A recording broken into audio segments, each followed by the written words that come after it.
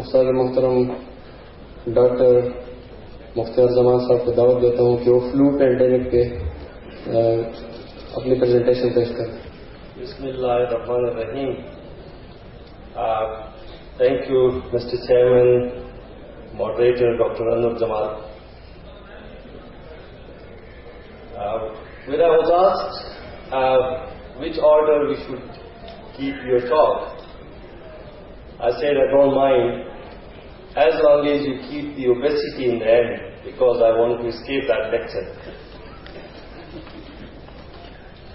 Because when that lecture was going on, I could see the chairman showing his chest and he said, I'm 22 BMI. And others like me were folding their arms across their bellies to make it invisible. But now I know why I've been asked to come last, so I was made to listen to that talk. So thank you very much for making me do that. But what I'm going to talk about is, irrespective whether you're obese or overweight, or thin or thick or whatever, as long as you are breathing, you are at risk. So anyone who is not breathing, congratulations. You will not be affected by this, what I'm going to talk about. What I'm going to aim at is that the flu or the influenza, which is very commonly we see in our clinics, could be a very serious disease if God forbid something happens to it.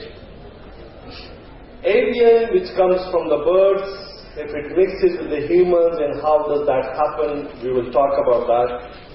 And then how prepared we are at the moment and what do we need to do to be able to cope with that. Just to give you a flavor, there is not, what we commonly have is either influenza A or B. The major difference between the two is that the B is a very mild disease and it does not occur in the avian population. While A is a very common and it can range from a very mild to a very severe spectrum.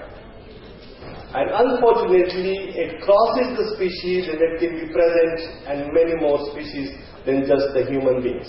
So that's the major difference.